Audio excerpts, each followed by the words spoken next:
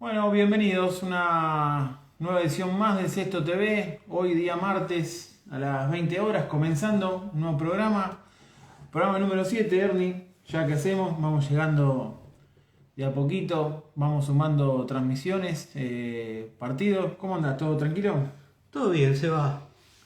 Todo en Bueno, orden. bueno, me alegro. Mientras vamos esperando que se sumen amigos, hoy vamos a tener un programa enfocado en la psicología deportiva. Vamos a empezar haciendo un resumen, como hacemos siempre, de la actualidad. Ernie, ayer terminó la Liga Federal en la ciudad de Necochea, que proclamó campeona Social Parque, ¿sí? Venciendo en la final a 9 de julio. Y por el tercer y cuarto puesto, bueno, Avellaneda prevaleció sobre Deportivo Cuyo de San Luis. Ernie, lo que marca, vos me vas a decir que siempre estás analizando todo lo que sucede en el sexto nacional y de capital. Otra vez capital arriba, ¿no? Como fue la Liga Nacional, bueno, en la Liga Federal también un equipo acá de la Federación de Capital Federal que se lleva un título. Sí, la verdad que está siendo bastante preponderante la Federación de Capital con sus equipos, siempre estando en los primeros puestos. Pero recordemos que la Liga Federal es como un aliciente para aquellos equipos que no llegaron a clasificarse en la Liga Nacional. Por ende, esta Liga Federal le da un roce, le da una cierta caudal de juego a los equipos del interior, lo cual eso favorece para el día de mañana tener mayor fluidez en el juego. Sí, es verdad, es una buena oportunidad para que haya intercambio de equipos, de partidos, se vayan enfrentando unos a otros. Es una buena iniciativa por parte de la Confederación Argentina de Sextobol, que una confederación que estuvo transmitiendo prácticamente gran cantidad de partidos durante todo el fin de semana. Y bueno, la costa argentina que también se va haciendo protagonista sobre el final del año en lo que es el Sextobol. También hubo un torneo amistoso en Maxi 30, decimos. Maxi 30 en la ciudad de Mar del Plata. Ya también se va preparando la ciudad de Chapadmalal para recibir al gran encuentro Intermini, ¿sí? Del 6 al 8 de diciembre. La gran fiesta de las más chiquitas del Sextobol, que son el semillero de nuestro deporte, que se van a Chapadmalal. Lo que antes era Embalse, ahora será en Chapadmalal. Bueno, un gran esfuerzo de todas las familias y de la federación para mantener vigente este encuentro, ¿no? Que estuvo en duda hasta último momento. Sí, para mí te podría decir el encuentro, no torneo, porque es un encuentro, es más bien lúdico, más importante que tiene el Sextobol, porque el semillero es lo que nos da el día de mañana la mayor cantidad de jugadoras. Y la verdad que es muy enriquecedor ver la cantidad de equipos que se están presentando. Yo recuerdo bien cuando comencé en esta actividad, allá hará unos 6 años aproximadamente. No era tanta la afluencia que tenía, y últimamente, los últimos 2 años, una concurrencia al límite de no tener plaza disponible la Confederación, Sí. así que muy Sí. importante. Sí, de hecho este año pasó que se esperaba menos gente y tuvieron que abrir 100 cupos nuevos para Exacto. que llegaran más chicos y chicas de todo el país. Ernie, por el lado también siguiendo con la actualidad, ya están definidos todos los finalistas de la Federación de Capital. El domingo viene, 24, en el Gimnasio Marmonza del Club Gimnasia Esgrima Villa del Parque tendremos 8 partidos, la verdad. Cantidad récord de partidos, todos con transmisión desde el canal de la Confederación, de la Federación de Capital, perdón.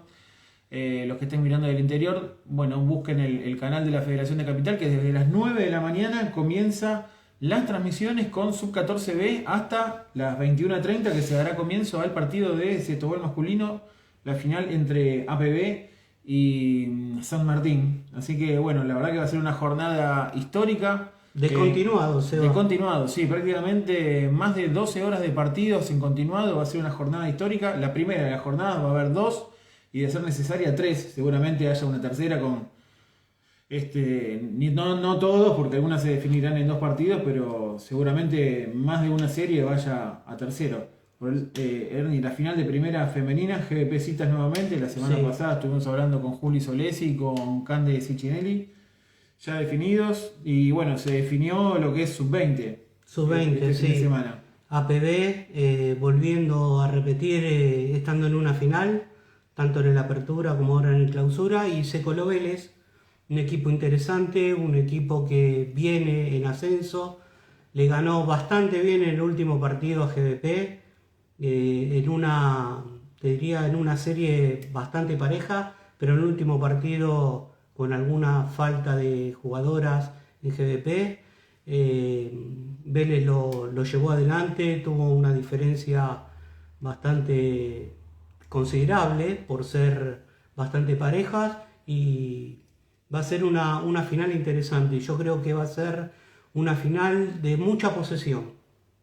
Okay. Yo creo que va a estar ahí el partido. Bueno, y sí, yo también una de las finales que me seduce ver, que más tengo ganas de estar presente, es la de Sub-17 entre Ciudad y Citas, que en el Clausura fueron a tercer partido, pero Citas tuvo la ausencia de las hermanas Ortiz, Josefina, Cochi y Mora, y creo que eso terminó por inclinar la balanza de Ciudad. Si bien Ciudad es un muy buen equipo, tiene jugadora como Luli Bidoni, Luba Manteca, Julia Fornara, Flor Vigliani también, la verdad que es un equipo que es impresionante Ciudad.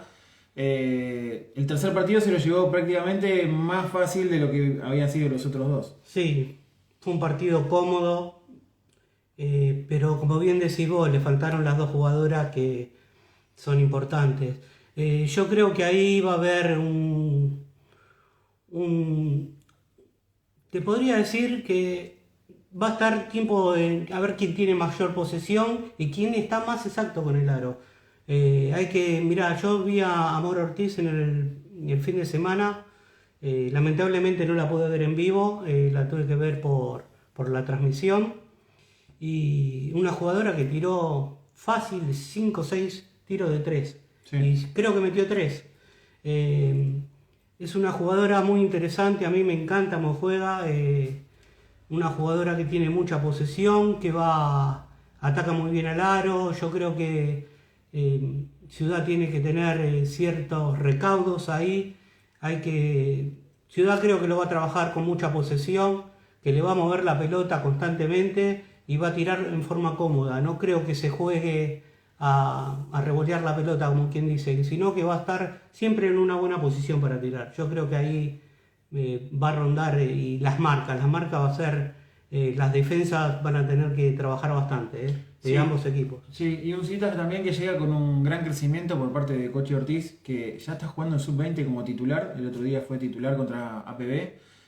Pensemos que Cochi el año pasado era infantil. Sí, ¿no? Era Sub-14. Claro, y ya está de titular en Sub-20. Y juega en primera vez, Seba. Y juega en primera vez. La verdad que es impresionante el desarrollo que está teniendo Josefina. Y va a ser otra carta importante que va a tener el conjunto de Palomar en ataque, sobre todo. Después en masculino, que es el que va a cerrar la jornada, bueno, ya lo habíamos hablado la semana pasada, APB enfrentando a San Martín, APB repitiendo, San Martín por primera vez en las finales, dirigido por Manu Ledo. Hay que ver cómo se lo plantea Manu el partido a Sofi Luconi para contrarrestar, sabiendo que APB viene siendo el equipo, digamos, el faro de la rama masculina. Hay que ver de qué manera puede contrarrestar tanto técnica de los jugadores como táctica, ¿no? de Manu, que es una gran entrenadora, la entrenadora que ganó más veces la Liga Nacional en la historia en el softball femenino. Sí, probablemente sea un partido friccionado, te diría yo. Yo me jugaría que Manu no le va a dejar tener posesión, le va a tratar de cortar todo el mecanismo que hace APB, todo el cambio de ritmo que suele tener. Yo creo que puede estar ahí el partido. Hay que ver cómo está Fernando, porque es un jugador, Fernando de San Martín, que juega de defensa. Fernando Salamarí. Es un jugador que suele cerrarte el aro. Hay que ver cómo APB maneja eso. Va a ser muy, muy importante, y hay que ver en qué posición lo pone Marangó. Si lo pone de volante de ataque, yo recuerdo un partido que jugó San Martín en APB que me llamó mucho la atención el cambio de posición. Lo tenía jugando a Marangón de ataque y automáticamente lo puso a marcar a Ariel en defensa. Ajá. Y ahí automáticamente cambió San Martín el partido y lo dio vuelta. Bueno, lo que habla de la calidad de Manu Ledo. De Manu Ledo, y también de un jugador como Santiago El Pela Marangón, que bueno, parte del seleccionado de Capital de Sextobol que participó en Santa Rosa de la Pampa en Argentina. Vamos saludando a todos los que se van sumando. Vemos a Juan Pairalev, Ingrid Heinz, Gaby Maselli, conectados, los amigos que siempre nos acompañan. Ernie, si te parece, ya vamos a ir dando entrada a nuestro invitado.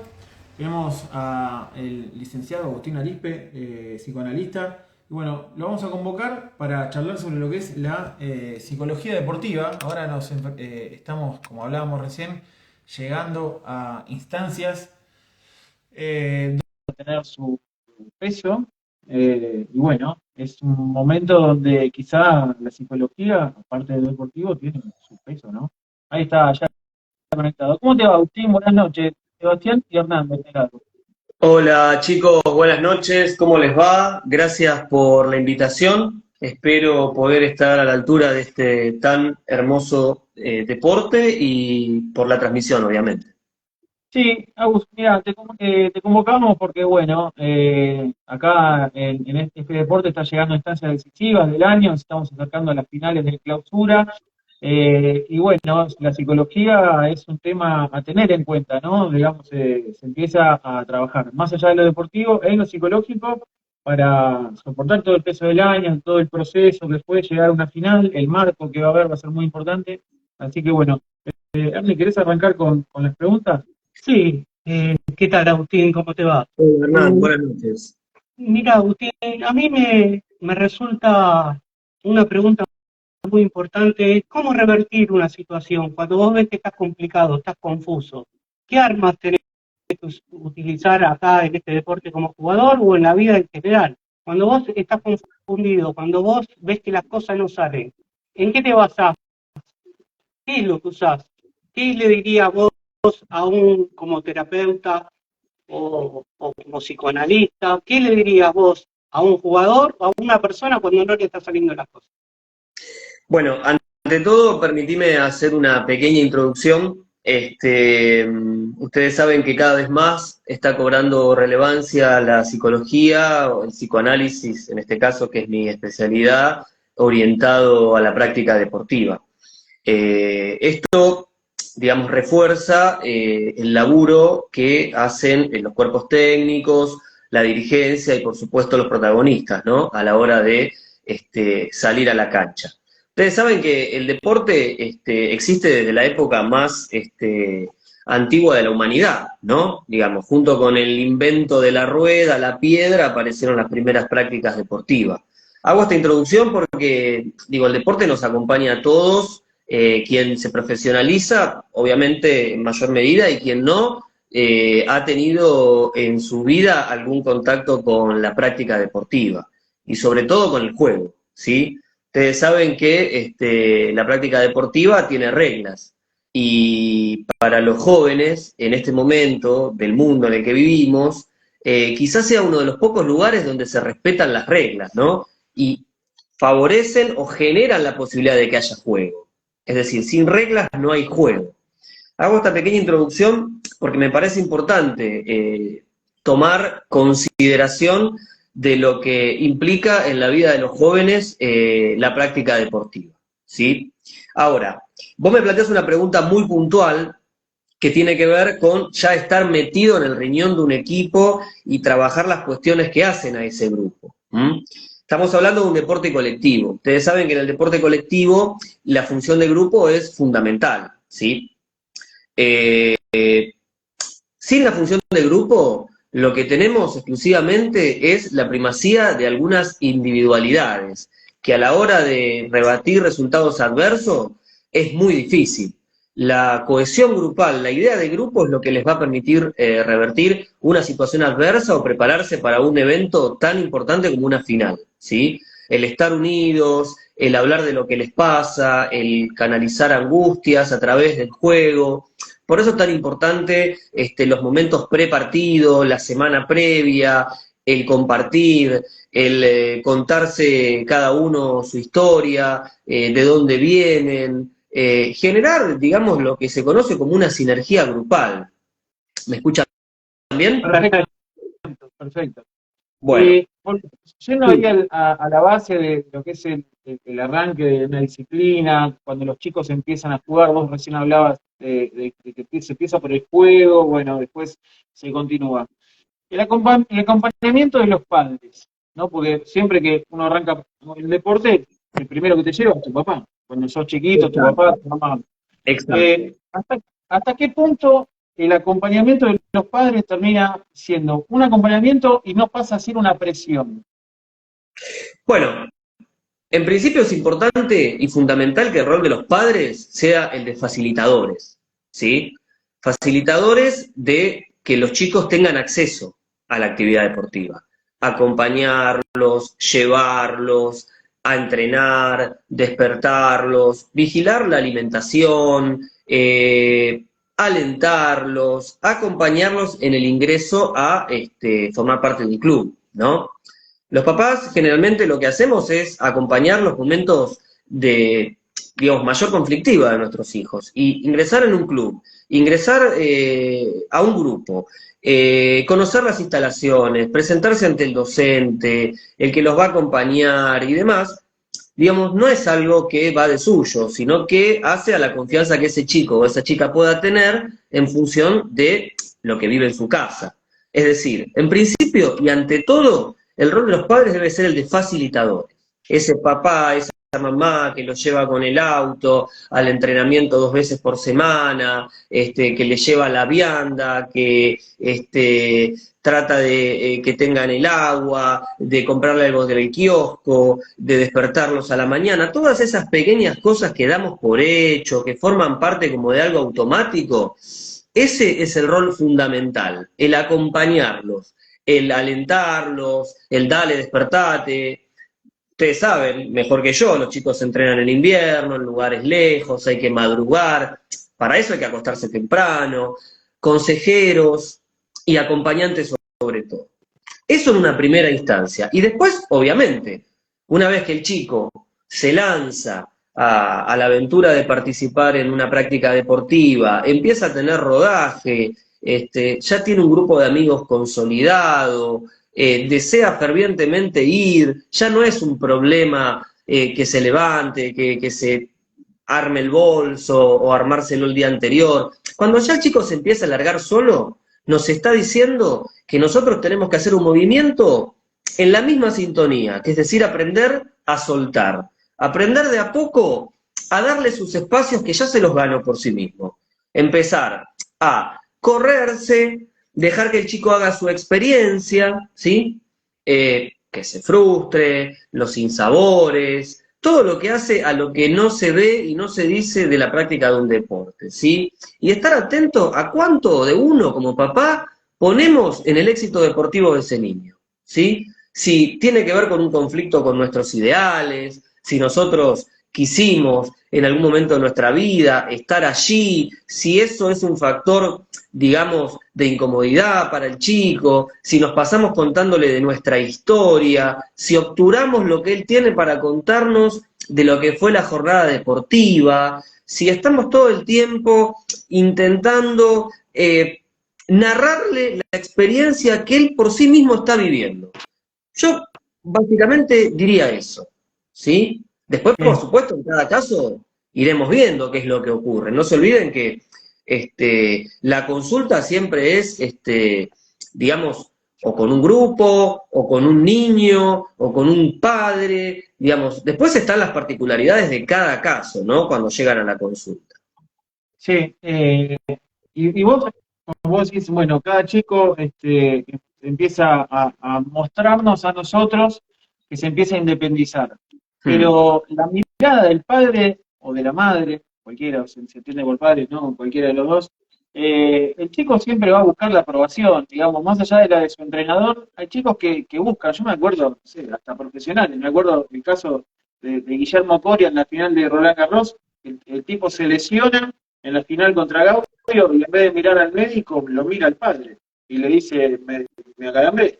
Eh, Hmm. eh, Bueno, ahí abrís un eso que capítulo. demuestra, esas actitudes que demuestra, ¿no? Un padre que está muy, muy metido, muy invasivo, que no aprendió a dar el paso al costado. Ahí nombraste un capítulo muy importante que es el de las lesiones, ¿sí? Las lesiones para la psicología, digamos, son interpretadas en muchos casos, no en todos, por supuesto, en muchos casos como inhibiciones del acto, ¿sí? Dificultades para actuar.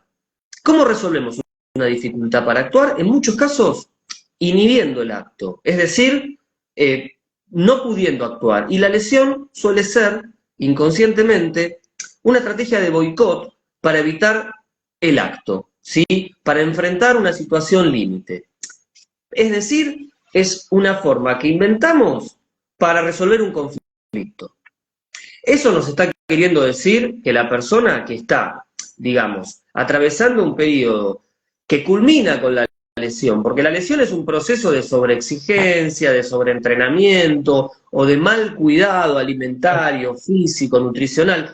Todo eso es un proceso que culmina en una lesión. Eso nos está queriendo decir que ese deportista está atravesando un momento de gran estrés, que puede estar determinado por la presencia invasiva de un padre, por ejemplo, ¿sí? O un entrenador o una figura de autoridad, al cual ese deportista intenta complacer, intenta, digamos, colmar, alimentar mediante su ego, entregarse, sacrificarse en pos de cumplir con el ideal de ese padre, ¿sí? Eso es una señal de alarma muy importante para nosotros los terapeutas. Como muchas veces disculpa, no podemos cortar. hay casos de deportistas que se lesionan muy seguido, o sea, que prácticamente viven lesionados. Bueno, ahí cabe una consulta particular en el consultorio, digamos, pudiendo, por supuesto, ¿no? En el marco de lo que es el secreto profesional, trabajar determinantes y cuestiones que hacen a las causas de por qué ese deportista está atravesando ese periodo tan complicado de su carrera. Porque, y esto no lo mencioné al comienzo, el deporte también nos permite elaborar situaciones del psiquismo de nuestra propia historia personal, ¿sí? O sea, como se superan los rivales, se superan los obstáculos personales, ¿sí? Digamos, un equipo, un entrenador, los compañeros, son personas, digamos, de referencia para ese deportista, ocupan lugares de mucha relevancia, y eso hace que de alguna manera puedan convertirse como en potenciadores, también en obstáculos del desempeño de un profesional. Ustedes saben, cuando el jugador deja de mirar el arco en el fútbol y mira la tribuna, generalmente la tira afuera, ¿sí? Y eso tiene que ver con la presión imaginaria que está poniéndose sobre sus hombros a la hora de tener que definir en el área, ¿sí? Bueno, mirá, el momento culmine del deporte. te interrumpo, Ernie, y ya te digo a preguntar. Yo conozco de primera mano, no lo voy a decir, el caso de un deportista que jugó en uno de los dos equipos más grandes del país, ¿no? Este muchacho decía que cuando él agarraba la pelota, se le nublaba, se le ponía negra la vista, no veía nada, se obnubilaba. Pero era en ese equipo en particular que le sucedía eso, ¿no? En uno de los dos más grandes, cuando jugaba en equipos de menor relevancia, quizás donde no tenía tanta presión o no estaba tan presente en la mirada externa, él tenía un rendimiento ampliamente superior. Mirá cómo acá está influyendo la mirada del otro también, ¿no? O digamos, o que opinen de vos, porque capaz que el tipo juega en un equipo donde nadie hablaba de él y sobresalía, donde pasó a estar en el lugar donde están todos mirándolo y le sucede esto a nivel psicológico. Yo creo que lo importante es trabajarlo desde chico eso. Yo creo que de las categorías menores se tiene que empezar a trabajar eso. Cómo trabajar las presiones, cómo trabajar el desenvolvimiento. Coincido. Es un aprendizaje que los deportistas deben hacer a lo largo de su trayectoria, ¿no? Tener, digamos, un terapeuta o, digamos, trabajarlo en el marco de las actividades grupales que propone la institución, la cuestión de la presión. Insisto en lo que dije al comienzo, en los deportes colectivos, los deportes individuales es otro gran capítulo, pero basándonos, y un poco en el objetivo de este espacio, ¿no? Las noticias y trabajar sobre la actividad del sexto gol, que es un deporte colectivo, es fundamental la cuestión del grupo. Por eso yo les decía al comienzo, ¿cuál es la importancia de tener un equipo para ganar un campeonato? Bueno, a ver, la importancia de un equipo para ganar un campeonato se ve más en las malas que en las buenas, ¿sí? Totalmente. Digamos, porque, digamos, ustedes saben cómo es. Un equipo que no se constituye como tal, que hay rivalidades internas, que hay preferencias de las figuras de referencia, como puede ser un entrenador, un cuerpo técnico, termina prevaleciendo en base a las individualidades, ¿sí? Puede definir un partido, pueden ganar un torneo, y sí, digamos, sí, tienen 2 o 3 individualidades que se destaquen de la media y probablemente puedan hacer alguna diferencia. Ahora, en el plano de la adversidad, cuando las cosas no salen y no hay un equipo armado, la fragmentación es mucho mayor y se lleva puestas esas individualidades. Eso lo podemos ver en los deportes de primera línea, digamos. Sí, sí. Si el equipo está atravesando una adversidad, no se dan los resultados, puede estar, haber malos arbitrajes, el torneo se dio de una manera donde hay mucho viaje, las distancias, no salen las cosas. Bueno, ahí las individualidades, digamos, pueden hacer una pequeña diferencia, pero si no hay un colchón, si no está trabajando, digamos, la función del grupo dentro del equipo, digo, es muy complicado, porque equipo hay siempre hay jugadores parados en la cancha que se la pasan la pelota. El tema es que haya función grupal, ¿no? Que exista, digamos, esa función que hace que el grupo pueda, ante la adversidad, digamos, compensar aquello que no está saliendo desde lo deportivo. Sí. ¿Sí? Déjame leer un mensaje de un amigo que está conectado, Kenneth Ross, Cristian Rossi, nuestro amigo. Excelente charla, lo estoy viviendo con un compañero de mi nene en básquet. La presión que ejerce el padre con el chico es explícita y al chico claramente le afecta psicológicamente. Bueno, ahí está, ¿no? Pasa en todos los deportes, pasa en todos los ámbitos. La verdad que es un tema al que hay que estarle muy atento, porque a veces, como vos decís, bueno, los resultados a veces esconden estas cosas, ¿no? Sí. Pero atrás de un resultado hay otra página donde quizá hay alguien que está sufriendo y no lo dice para no cortar este ambiente festivo ganador, ¿no? Sí, igual hay que analizar cada caso en particular. Yo siempre digo que hay que ver cada caso siendo puntual en cada evento, en cuál es la circunstancia de por qué está pasando eso. Sí, a qué edad sucede también, ¿no? Tal cual, tal cual. Yo por eso le preguntaba si esto hay que empezar desde abajo, desde las categorías menores, y inculcándole. Entonces mi pregunta a todo esto iba... Hernán, Un líder. la respuesta en principio es que sí, pero déjame aclarar y agregar algo a lo que estás diciendo. No solo desde el lado del niño, de la niña, del joven que practica determinado deporte, sino también desde el lado de esos adultos que están del otro lado de la valla, del otro lado del alambrado. El club, la institución, debe fomentar charlas, ¿no?, donde se hablen estos temas, sin acusar a nadie, sin dar nombres propios. Simplemente, en algún momento del calendario deportivo, incluir la presencia de padres, madres, adultos responsables en charlas donde se trabajen estas cuestiones y donde haya un profesional que pueda relevar los emergentes que surgen en esa charla, ¿sí? Esa es una forma de intervenir, es una intervención indirecta. Todos estamos pensando, bueno, a raíz de la pregunta de Cristian, ¿qué hace el club frente a esto?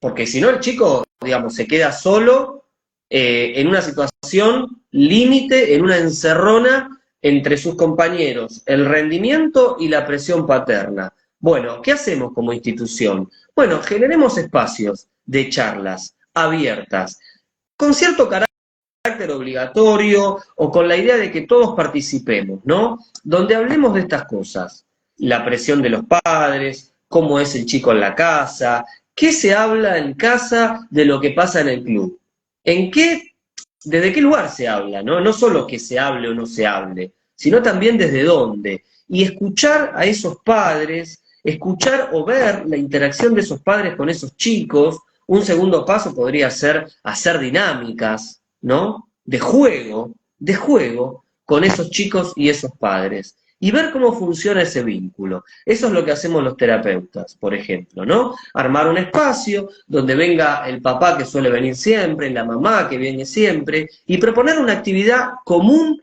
grupal, con otros padres, con sus hijos. Y observar ahí qué es lo que pasa. Sí.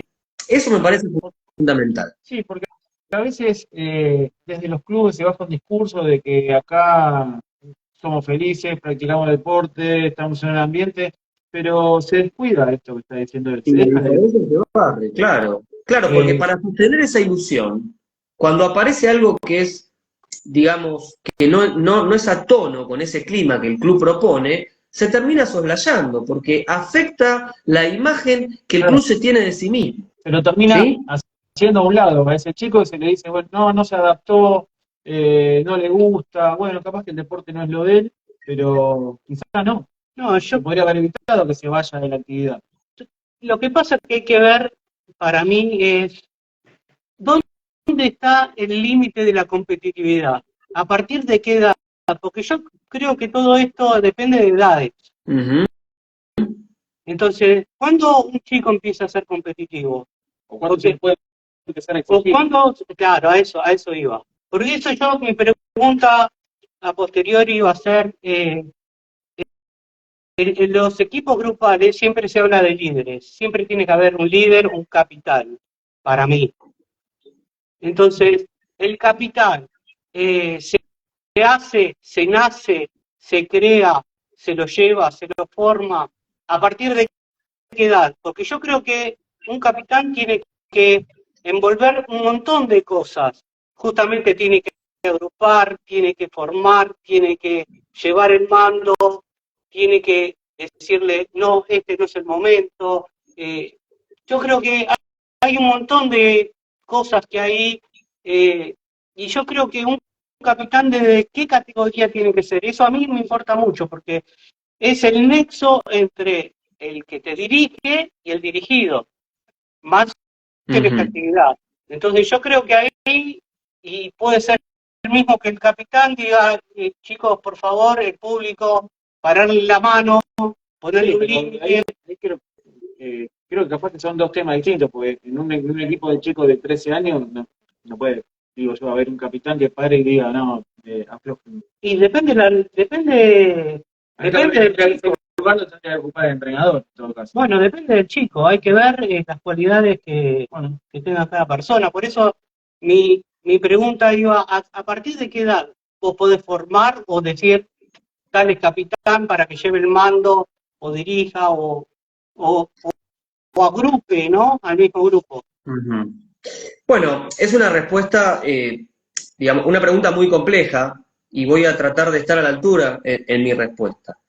Hernán, yo creo que en principio, en todo lo que es la primera infancia y el periodo de latencia que llamamos los analistas, que es, digamos, desde los 5 hasta la pubertad, ¿no? Vamos a hablar entre los 5 y los 11, 12 años, es el periodo donde el chico, digamos, tiene que divertirse, tiene que resolver la conflictiva intrapsíquica a través del deporte, ¿no? Crear, digamos, y reforzar todo lo que viene adquiriendo desde la casa, en cuanto a autoestima, en cuanto a valores, en cuanto a solidaridad, y todo lo que sabemos que el deporte intenta introducir en las personas. Después viene toda la conflictiva del desarrollo psicosexual, de la cuestión de la adolescencia, y es a partir de la primera salida de la adolescencia donde podemos tratar de pesquisar si ese chico, digamos, desea profesionalizarse, ¿sí? Yo entiendo que estamos en un mundo, y sobre todo en el mundo del deporte profesional, donde cada vez se corren más los tiempos hacia atrás, como pasa con la moda, como pasa con tantas otras cosas a los que nuestros jóvenes hoy están sometidos. Pero yo te diría que una respuesta posible a tu pregunta sería, cuando ese chico entra en la adolescencia y pueda compatibilizar su maduración psicosexual, el cambio de cuerpo, la posibilidad de desarrollar musculatura, el crecimiento, digamos, del intelecto, donde empieza a darse cuenta de que es una persona en una sociedad, donde empieza a ver y a conocer realmente quiénes son sus padres, cuáles son sus valores, de qué están hechos, cuando empieza a tomar conciencia del lugar en donde está y se desarrolla corporalmente, madurativamente, sexualmente también, cuando está en un periodo de la salida de la primera adolescencia entre los 14, 15 años y puede ubicar el deporte que practica como algo central en su vida, que lo define, que le da identidad, es decir, que pudo armar una identidad con ese deporte, ahí podemos empezar a hablar de un deportista que quiere profesionalizarse, ¿sí? Que tiene uso de razón, que puede, en todo caso, desasirse de cierta presión de los padres. Un adolescente, el cual ya el padre hizo un trabajo de destitución, porque la adolescencia se traduce en eso, de destituir a las figuras parentales, que ya están introyectadas en el psiquismo y que ahora empiezan a ser confrontadas. Cualquier padre de adolescente me va a entender de lo que estoy diciendo. El momento de la primera rivalidad, del primer cuestionamiento a esos padres, es ahí en donde ese chico podemos observar si el deporte que practica es parte de su identidad y si quiere profundizarlo, ¿sí? Ya estamos hablando de un joven que tiene disciplina, que tiene constancia, que ya, digamos, Es responsable de sus actos. sobre los andariveles del deporte independientemente de qué deporte practique, que ya tiene una conciencia de que ese es su lugar en el mundo. No sé si fui claro.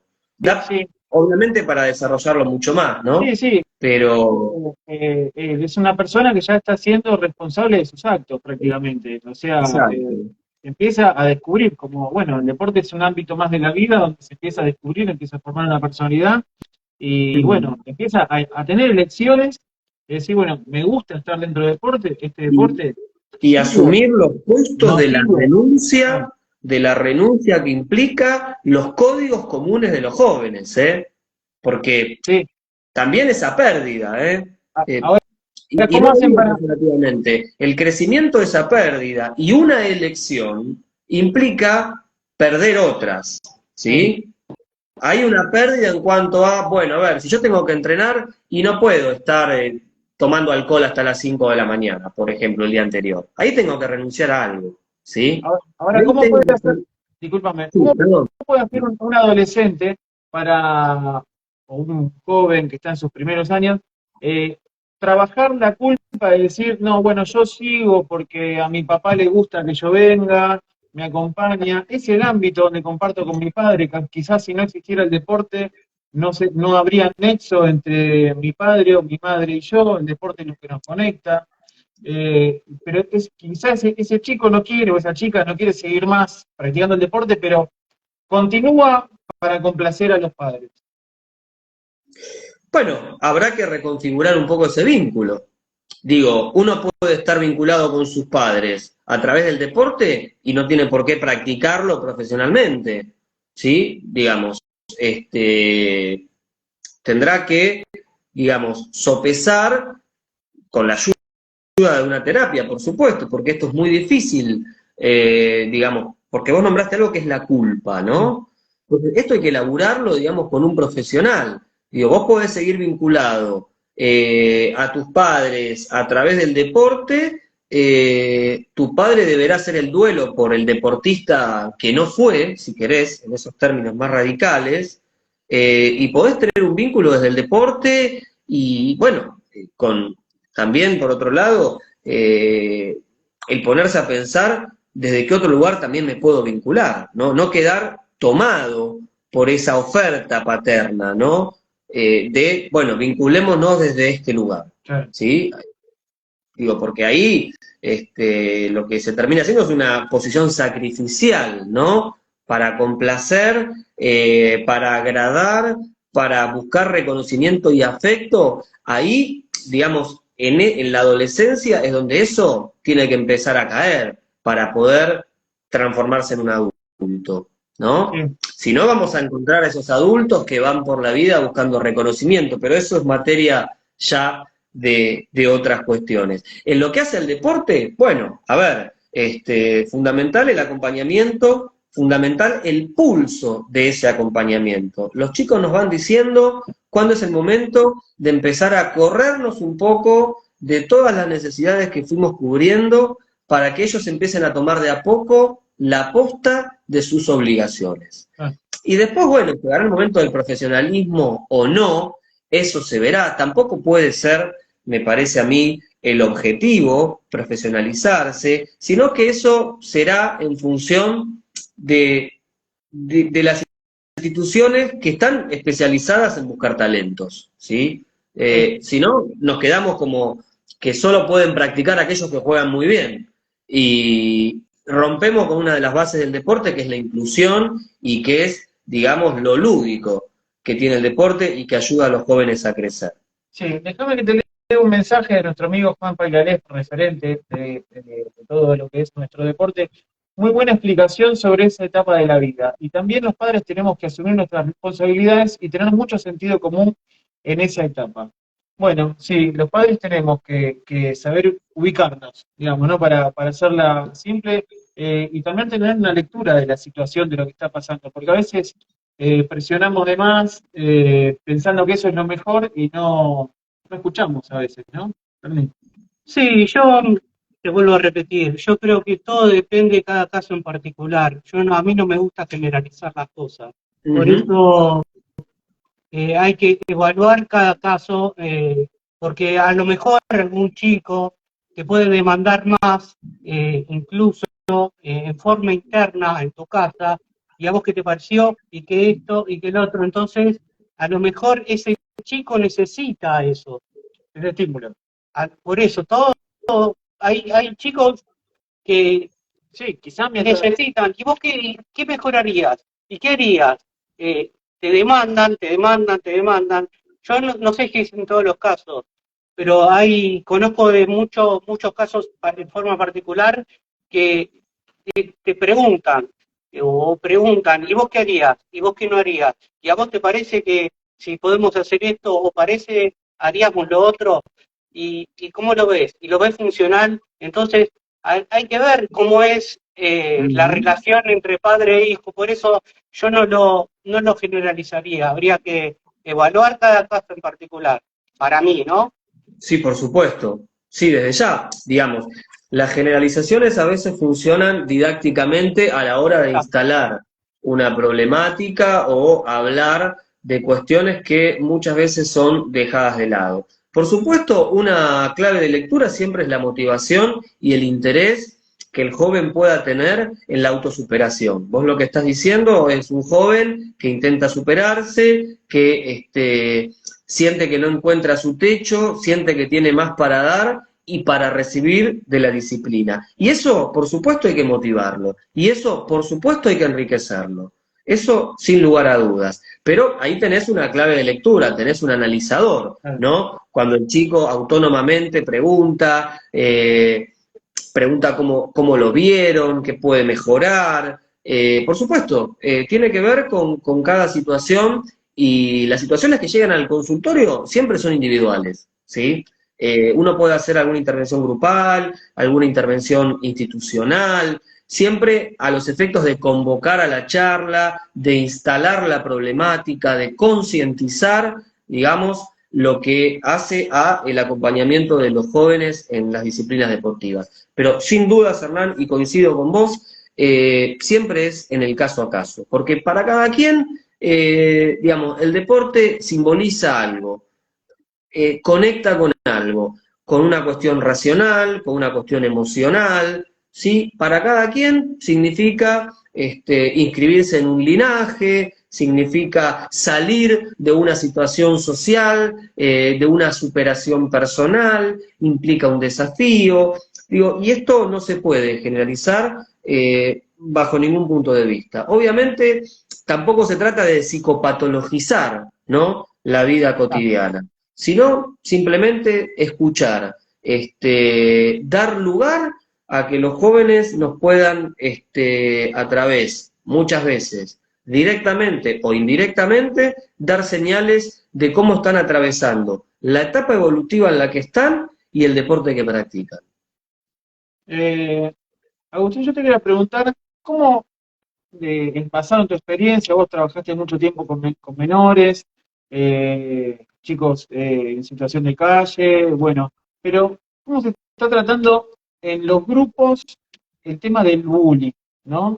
A alguien que se lo trata distinto, se lo trata mal, por tener alguna capacidad distinta, o bueno, solamente por ser diferente en algún otro aspecto distinto a los demás, o no, a veces ni siquiera. Sí, O se lo aísla, claro, porque eso está presente en todos lados, está presente en las escuelas, está presente en los clubes, en todo ámbito donde hay un grupo de personas, en este caso, bueno, lo que más nos preocupa en este caso son los chicos y el deporte, se lo encara cuando se presenta una situación así?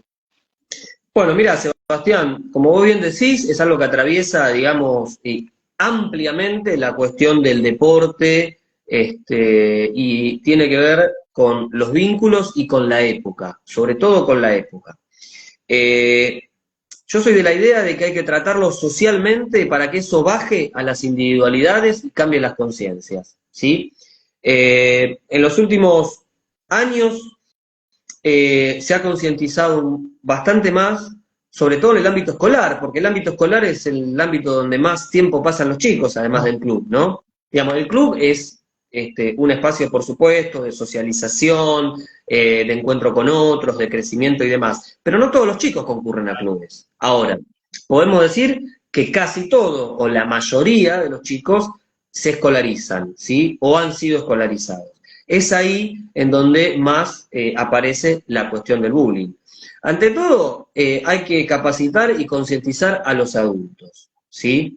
Que muchas veces, inconscientemente, habilitan, digamos, y validan la palabra de un niño por sobre la del otro. Y eso genera un poder para que ese niño utilice a su favor, calificando y descalificando a otros para, digamos, ser líder, para sobresalir, y eso lo conecto con el laburo en los clubes. Cuando formamos líderes, hay que ver a qué formamos y cómo los formamos, porque, como ustedes decían recién, la palabra del líder o del chico que se destaca tiene más peso, o suele tenerlo, en el resto del grupo. Entonces, si ese líder habilita comentarios despectivos sobre el cuerpo de otro u otra, probablemente otros chicos se acomoden a ese discurso y ejerzan una presión sobre la víctima a los efectos de congraciarse con el victimario, ¿sí? Entonces, en principio cambiar las cabezas de los adultos. No tiene sentido hablarle a los chicos sobre bullying si los adultos resolvemos un conflicto en la vía pública, una cuestión en el tráfico, en los medios de comunicación, en la familia, a través de la descalificación del otro, el insulto, el chiste, ¿no? Que suele tener ese componente casi como, digamos, de inocencia, ¿no? Hacer un chiste, producir humor a través de una cuestión física, una cuestión motora, una característica de alguien, ¿no? Entonces, yo creo que en principio es tarea de los adultos concientizarse en los efectos nocivos que tiene para una persona en formación ser apartado, ser estigmatizado por su forma de hablar, por su origen étnico, por su color de piel, por alguna particularidad física, que no necesariamente es un defecto físico, ¿no? Sino que cualquier cosa, cualquier rasgo de una persona puede ser llevada hacia el campo del bullying. Entonces, Sí, acá en el deporte a veces se hace presente, bueno, también le pasa en otros ámbitos, que quizás es el adulto el que da, como vos decías, el puntapié para que esto suceda, ya porque, no sé, uno tiene una capacidad inferior al otro y bueno, se ríen de cómo realiza tal o cual movimiento, sin querer o queriendo, como decía el Chavo, a veces se da el campo propicio para que esto sea un reguero de pólvora rápidamente pues es si el que adulto habilita, los menores acompañan. los chicos tienen la particularidad de estar atento más hacia lo que los padres hacen que hacia lo que los padres dicen, ¿sí?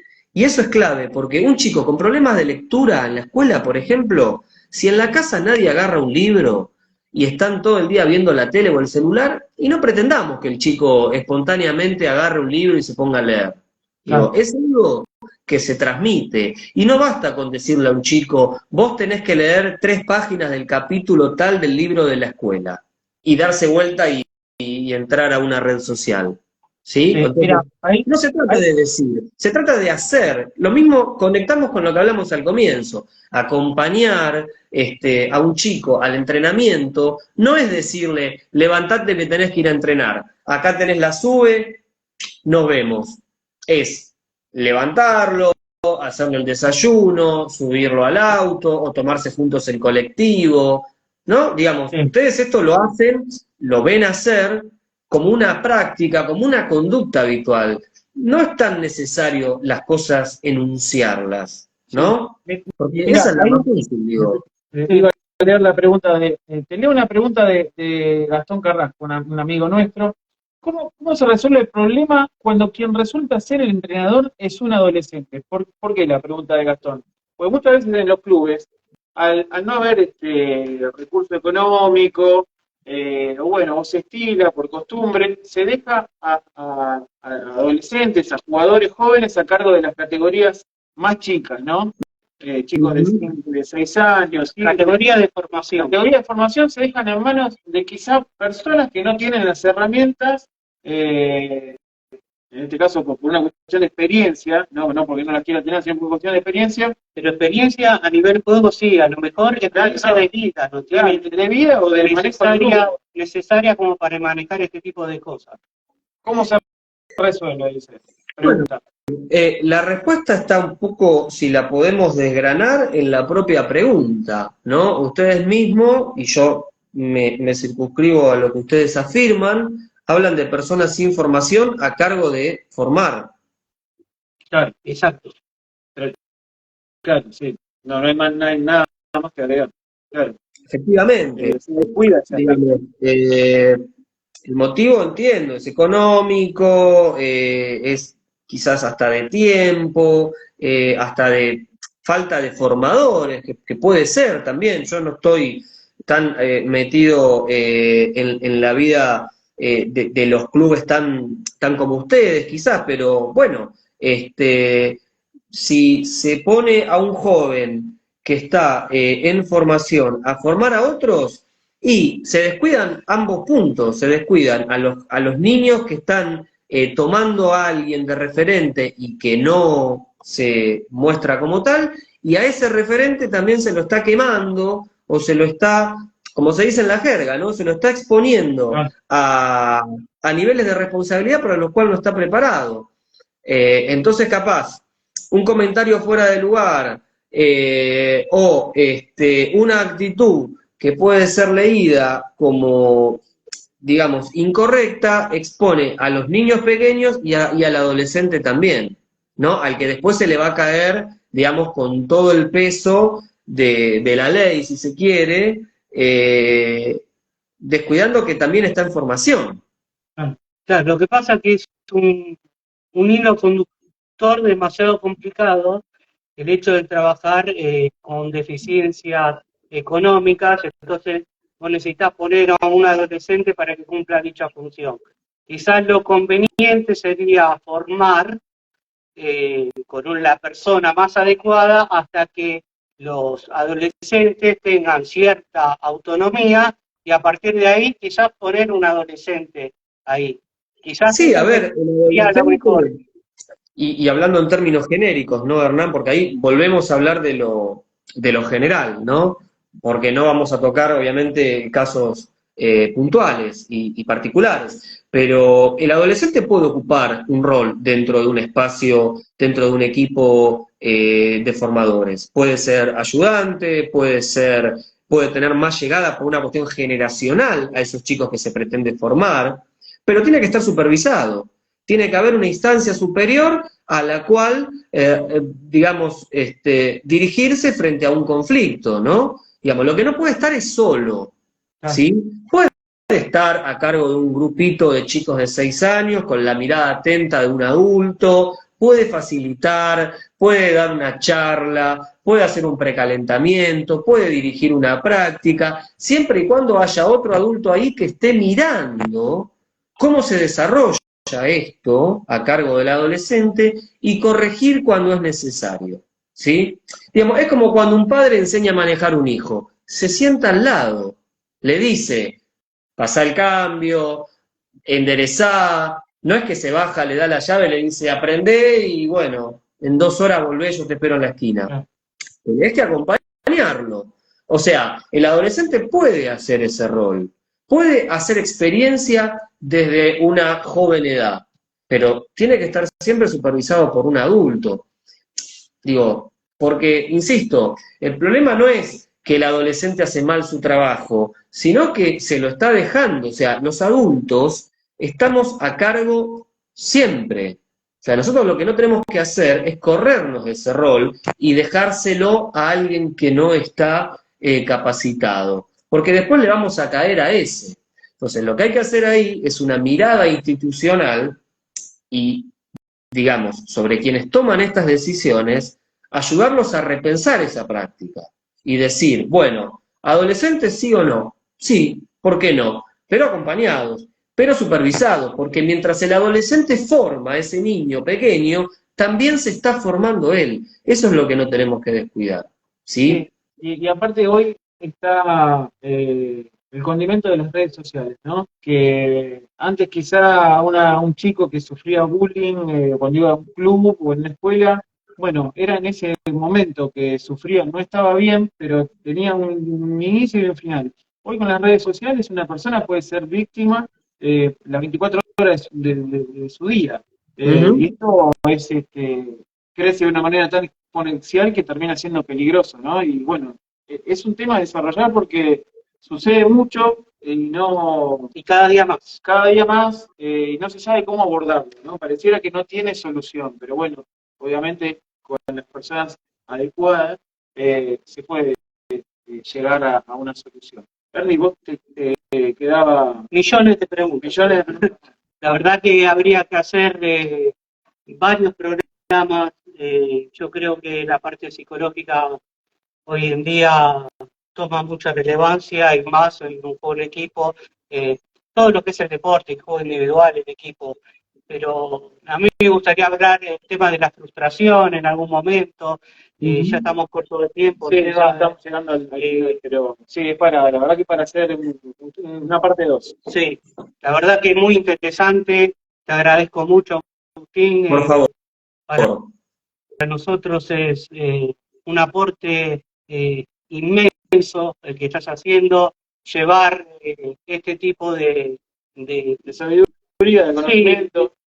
Sí, de vivencias que vos tenés en el día a día, en lo cotidiano, que nosotros estamos muy lejanos de todo eso y que son detalles que uno no ve. Bueno, les agradezco enormemente haberme invitado. Ojalá este humilde, este pequeño aporte sirva para disparar consultas, para relevar o repensar algunas cuestiones que a veces están tan naturalizadas en la vida institucional que no reparamos en ella. Hay tantas cosas por resolver, hay tantas urgencias en la vida deportiva de un club que muchas veces no hay tiempo para repensar. Y una de las cosas que más necesitamos hoy es tiempo, ¿no? Que es aquello que no se consigue. Entonces, bueno, de ahí aparecen todas estas cuestiones a revisar. Así que bueno, nuevamente agradecido por la invitación y bueno, cuando gusten, nos organizamos y repetimos, con todo gusto. Seguramente, lo podemos invitar acá a los estudios de Sexto TV algún día, Agustín. Bueno, Agustín, muchas gracias por estar. A Nos usted. volvemos a hablar seguramente. Muchas gracias. Saludos a todos los que están mirando y los que verán Seguramente. las sucesivas repeticiones. Exactamente. Adiós. Muchas gracias. Bueno, Ernie, ahí pasaba Agustín Arife, nuestro psicoanalista amigo, que se acercó para estar con nosotros en esta nueva edición de Sexto TV. Así que ya lo vamos despidiendo. Y no sé si te quedó algo más en el tintero con respecto a la actualidad y alguna cosita más. No, yo creo que con respecto a la charla ha sido más que interesante para la reflexión de muchos temas. Me quedan dando vueltas muchas cosas que yo llamaría la reflexión de todas las partes que formamos del deporte, tanto padres como dirigentes, entrenadores, mismos jugadores o jugadoras en este caso, en su mayoría. Y después hablar un poquitito de las finales, que la verdad que va a ser muy emotivas, que se darán en el GBT a partir de las 9 horas el día domingo, de las diferentes categorías, partidos muy interesantes que la verdad que lo van a ver a través de la federación, del canal de la federación, partidos interesantes que no se lo pierdan, porque la verdad que el sexto está creciendo mucho y está viendo un muy buen nivel en las diferentes categorías. Sí, y tener protagonistas como el de hoy invitados también hace crecer el deporte. A veces hay que mirar para adentro, ver en lo que nos estamos equivocando, lo que podemos mejorar sobre todo, porque siempre nos ponemos a hablar de lo importante que es el sexto, de los valores que tiene, y bueno, a veces quizás el resultado de pasar de categoría, de semana a semana. Sí, de la vorágine. De la vorágine, exactamente, nos hace dejar estas cuestiones de lado que al fin y al cabo son la base del deporte, ¿no? Eso es lo que armar un ambiente saludable en el cual practicar deporte es lo que va a hacer crecer la disciplina. No importa si se meten muchos goles, menos, si ganan tal o cual. Esto es lo que hace crecer. Un ambiente saludable es lo que hace crecer la disciplina, creo yo. Sí, y no solamente a las personas, yo diría, más que nada. La disciplina es una casualidad, una virtualidad, pero más que nada a las personas. El día de mañana no sabemos qué después de exactamente. Vos te vas a llevar, esto te vas a llevar. Tener un buen pasaje por el deporte. ¿No? Que no te quede un mal recuerdo de que quizá vos dejaste 10 años de tu vida jugando todos los fines de semana, entrenando, y cuando llega el momento de colgar las zapatillas te quede un mal recuerdo por tal o cual situación desagradable o no. Bueno, es importante que en el proceso existan estos espacios donde se puedan solucionar cosas, siempre se puede mejorar. Que siempre se pueda crecer. Siempre se puede crecer. Ernie, yo te quiero agradecer nuevamente. Finalizamos nuestro programa número 7. Ya la semana que viene seguramente estemos dedicados a la final. Hablaremos con alguna de las protagonistas o protagonistas, también los muchachos. Así que bueno, nos despedimos hasta la semana que viene y nos encontramos. Y nos veremos próximamente, Seba. Exactamente. Después de la semana, reviviendo todo lo que sucedió en esta edición número 7 de Sexto TV. Gracias a todos por estar. Buenas noches.